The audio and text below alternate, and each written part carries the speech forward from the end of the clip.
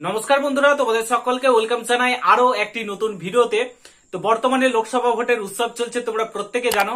Already 5টি দফার vote প্রক্রিয়া শেষ হয়ে গেছে। আগামী 25শে মে রয়েছে 6ষ্ঠ দফার ভোট প্রক্রিয়া, অর্থাৎ 6 নম্বর দফার ভোট প্রক্রিয়া। তো এই 6 নম্বর দফার ভোট প্রক্রিয়ার মধ্যে আমাদের পশ্চিমবঙ্গের টোটাল 8টি আসনে কিন্তু হাড্ডাহাড্ডি লড়াই হতে চলেছে।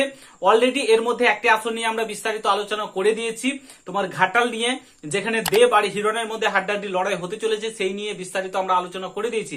সেই ভিডিওটা যদি এখনো না দেখে আসো তো অবশ্যই দেখে এসো, ভিডিও ডেসক্রিপশন বক্সে লিংক দেওয়া রয়েছে।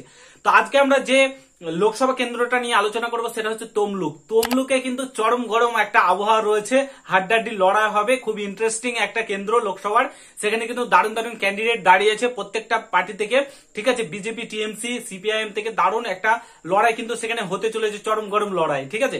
তো আজকে তমলুক নিয়ে আলোচনা করব। তমলুক লোকসভা কেন্দ্রে কে জিততে চলেছে, মানুষ কাকে চাইছে, বুথ ফেরত সমীক্ষা কি বলছে, সমস্তটা নিয়ে আজকের এই ভিডিওতে আলোচনা করব। তো আজকের এই ভিডিওটা কিন্তু খুবই ইন্টারেস্টিং হতে চলেছে, পুরো দেখার চেষ্টা করবে। আর চ্যানেলে নতুন হলে অবশ্যই চ্যানেলটাকে সাবস্ক্রাইব করে পাশে থাকা বেল আইকনটাকে প্রেস করে দেবে। যখনই আমি নতুন ভিডিও আপলোড করব তার নোটিফিকেশন সর্বপ্রথম তোমার কাছে কিন্তু পৌঁছে যাবে। তো তার জন্য অতি অবশ্যই চ্যানেলটাকে সাবস্ক্রাইব করে দাও। তো বন্ধুরা দেখো, বুথ ফেরত সমীক্ষাতে যাওয়ার আগে মানুষ কাকে চাইছে, কে এগিয়ে রয়েছে, বিজেপি জিতবে না টিএমসি জিতবে না সিপিএম জিতবে, এগুলোতে যাওয়ার পূর্বে আমরা দেখে নেব এই তোমরা তমলুক থেকে কে কে দাঁড়িয়েছে, কোন পার্টি থেকে কে কে দাঁড়িয়েছে, এটা সবচাইতে ইন্টারেস্টিং ব্যাপার। কে কে দাঁড়িয়েছে চলো আমরা একবার দেখে নিই। তো প্রথমেই আমরা চলে যাবো টিএমসির দিকে। টিএমসি থেকে কে দাঁড়িয়েছে, টিএমসি থেকে দাঁড়িয়েছে, দাঁড় করানো হয়েছে দেবাংশু ভট্টাচার্যকে। তোমরা প্রত্যেকের জন্য দেবাংশুকে, ঠিক আছে, সে টিএমসি থেকে কিন্তু দাঁড়িয়েছে। দেবাংশু ভট্টাচার্য টিএমসির ক্যান্ডিডেট রয়েছে, ঠিক আছে। তিনি এর আগে প্রথম কিন্তু তিনি একজন ইউটিউবারই ছিলেন আমাদের মতন, ঠিক আছে। তারপরে তাকে টিএমসি ক্যান্ডিডেট হিসেবে দাঁড় করায় তমলুক থেকে, ঠিক আছে। তারপরে দেখো বিজেপি থেকে দাঁড়িয়েছে অভিজিৎ গঙ্গোপাধ্যায়। তিনি একজন, তোমরা সকলেই জানো কে ছিলেন, আশা করি এই নিয়ে আমার বলার দরকার নেই। তিনি বিজেপি ক্যান্ডিডেট অভিজিৎ গঙ্গোপাধ্যায়, ঠিক আছে।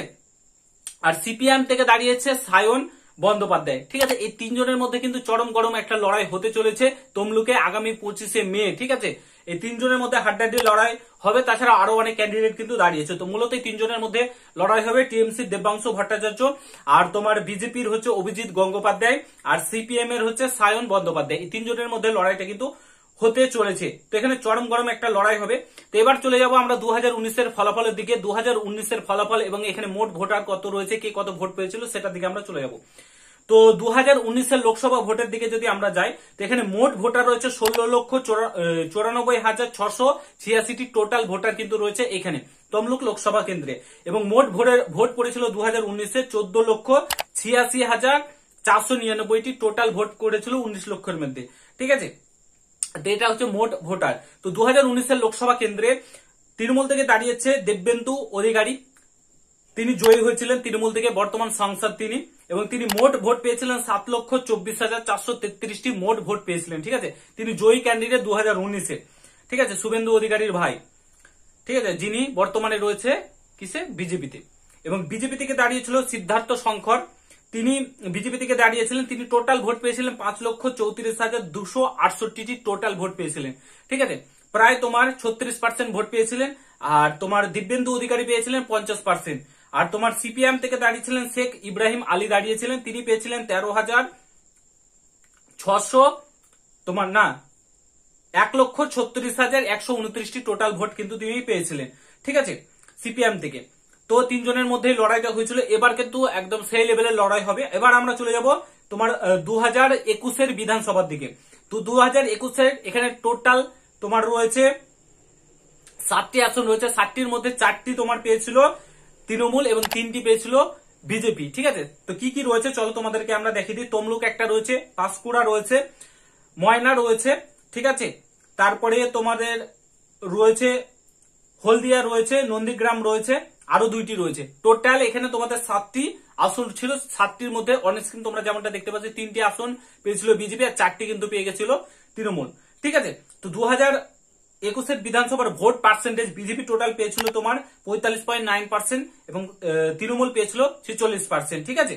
আর তোমার এখানে সিপিআইএম মাত্র 8% পেয়েছিল, ঠিক আছে। তো হাড্ডাহাড্ডি লড়াই হয়েছিল। তো এবার বুথ ফেরত সমীক্ষা যেটা বলছে এই তিনজনের মধ্যে মূলত লড়াই হবে। তিনজনই কেউ কম না, মানুষ তিনজনের মধ্যেই মানে আগ্রহ দেখিয়েছে, আমরা যেমনটা দেখতে পেয়েছি। তো এই তিনজনের মধ্যে হাড্ডাহাড্ডি লড়াই হবে। বুথ ফেরত সমীক্ষা যেটা বলছে এবং মানুষ যাকে চাইছে সেটা হচ্ছে তোমার অভিজিৎ গঙ্গোপাধ্যায় বিজেপি থেকে তমলুক থেকে এবার জিততে চলেছে। ঠিক আছে, এটা বুথ ফেরত সমীক্ষা বলছে, মানুষ বলছে অভিজিৎ গঙ্গোপাধ্যায় এবার কিন্তু তোমার টিএমসি থেকে দেববাংশু ভট্টাচার্য কিন্তু তিনি কিন্তু হারতে চলেছেন এবং অভিজিৎ গঙ্গোপাধ্যায় কিন্তু জিততে চলেছেন বিজেপি থেকে তোমার তমলুক লোকসভা কেন্দ্রে। ঠিক আছে, তো এখানেও কিন্তু হাড্ডাহাড্ডি লড়াই হবে। এবার 4 জুন ফলাফল প্রকাশিত হবে, সেদিনকে জানা যাবে। বাট মানুষ যেটা চাইছে, বিভিন্ন নিউজ চ্যানেল নিউজ পোর্টালে যেগুলো বলা হয়েছে সেটা হচ্ছে তোমার দেববাংশু ভট্টাচার্য হারতে চলেছে এবং অভিজিৎ গঙ্গোপাধ্যায় জিততে চলেছে। ঠিক আছে, তো লড়াইটা কিন্তু মূলত তিনজনের মধ্যেই হবে। আশা করি তোমাদেরকে বোঝাতে পেরেছি। ঠিক আছে, তো 2টি আসন নিয়ে আমরা আলোচনা করে দিলাম। আগামী দিনে তোমাদের আরো 6টি আসন রয়েছে, 6টি আসন নিয়ে ভিডিও চলে আসবে খুব তাড়াতাড়ি। এবং তোমরা যারা যারা তমলুক থেকে দেখছো, তোমরা কাকে চাইছো সেটা অবশ্যই কমেন্ট বক্সে জানাবে। তোমরা কাকে ভোট দিতে চাইছো, মানুষ কাকে চাইছে তোমরা জানাও অবশ্যই ভিডিওর কমেন্ট বক্সে। তো যদি ভিডিওটা ভালো লাগে অবশ্যই সকলের সঙ্গে শেয়ার করে, চ্যানেলে নতুন হলে অবশ্যই সাবস্ক্রাইব করে দিও। দেখা হচ্ছে নতুন ভিডিওর সঙ্গে। ঠিক আছে।